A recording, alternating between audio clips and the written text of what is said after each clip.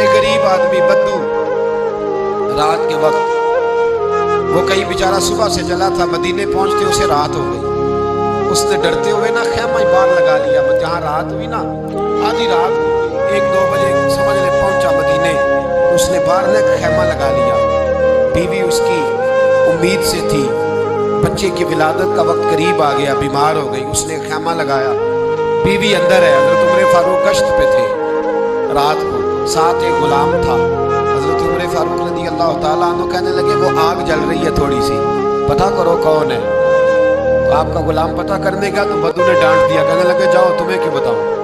حضرت عمر خود گئے، کہنے لگے مسافر بھائی بتا تو صحیح۔ کہنے لگا جی چھوڑے، میں آپ کو کیوں بتاؤں، میں کون ہوں، کیسے آیا ہوں۔ فرمایا خیمے کے اندر سے کرہنے کی آواز آتی، کوئی درد سے چیخ رہا ہے، بتا ہمیں بات کیا ہے۔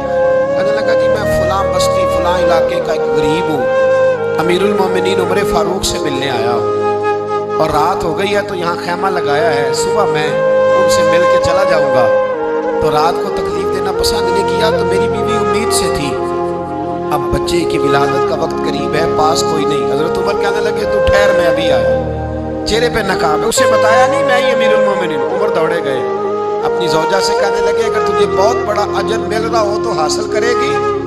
میں کروں گی۔ تو کہنے لگے چل پھر میرے ساتھ، بہت بڑا اجر ہے، ایک دوست کے ہاں ولادت کا وقت ہے، ضرورت کی چیزیں ساتھ لے لو۔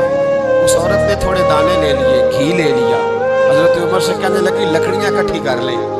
امیر المومنین کونسلر کی بات نہیں بتا رہا، میں آپ کو ایم پی اے کی بات نہیں بتا رہا، ایم این اے کی بات نہیں بتا رہا، جو 10 گاؤں کو ملا کے چیئرمین بنا اس کی بات نہیں بتا رہا، اس کی بات بتا رہا ہوں جو 22 لاکھ مربع میل کا حکمران ہے، اس کی بات بتا رہا ہوں جو گلی سے گزرے تو شیطان رستہ ہی بدل جاتا ہے، اس کی بات بتا رہا ہوں جس کے بارے میں میرے مصطفیٰ کریم صلی اللہ تعالیٰ علیہ وآلہ وسلم نے فرمایا میرا عمر تو وہ ہے کہ 950 سال حضرت جبریل بھی اس کی شان بیان کرے تو عظمت ختم نہیں ہوتی۔ اتنا بڑا شخص۔ حضرت عمر نے لکڑیاں اکٹھی کی، اینٹوں کا روڑے لے کے چولہا بنایا، پہنچ گئے۔ آپ کی زوجہ کہنے لگی یہ تھوڑے دانے ڈالنے، گھی ڈالنے اور ایک لکڑی لے کے اس کو ہلائیں، تیار کریں۔ خود زوجہ اندر چلی گئی، حضرت عمر بار پکانے لگے۔ وہ بدو کہتے ہیں میں اس طرح کا ان کے ساتھ بہیو کرنے لگا جیسے وہ کسی چوکیدار کے ساتھ نہیں کرتا۔ میں نے سمجھا جی عمر نے چوکیدار رکھے آنے جانے والے مہمانوں کا، میں کبھی پانی کا پیالہ مانگتا، کبھی کوئی بات، عمر دوڑے جاتے، کبھی پانی لاتے۔ او مسلمانوں، او میرے رسول کے غلاموں، عزیزو، حضرت عمر فاروق وہ غلام کہتا ہے میں عمر سے کہتا، میں کہتا غلام پانی لا تو عمر دوڑ کے پانی لاتے، میں کہتا تجھے گھی پکانا بھی آتا ہے، پہلے بھی کبھی پکایا ہے؟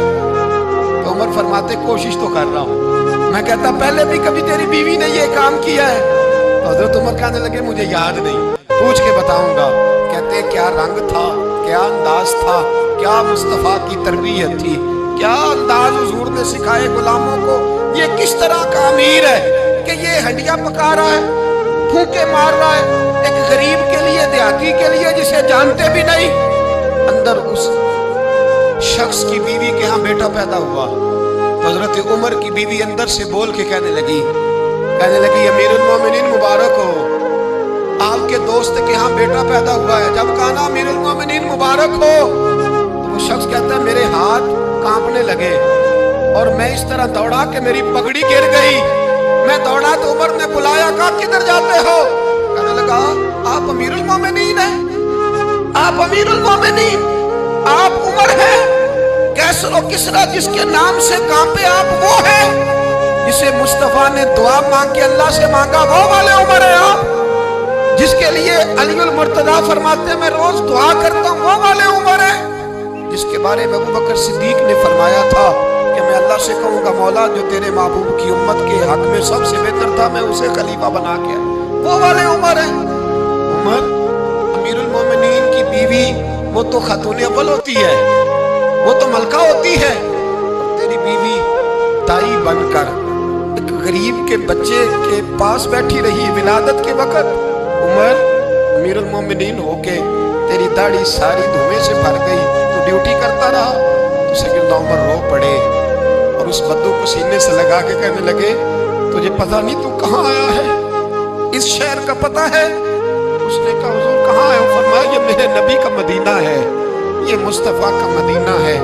यहाँ अमीरों का इस्तकबाल नहीं होता, यहाँ गरीबों के इस्तकबाल होते। यहाँ हुजूर ने इस स्टेज पे मेरे रसूल पाक ने वो वाला रंग दिया है कि अब गरीब सर उठा के जीने लगे हैं, अब मजदूरों को इज्जतें मिलने लगी हैं, अब यतीमों ने सर उठा लिया है,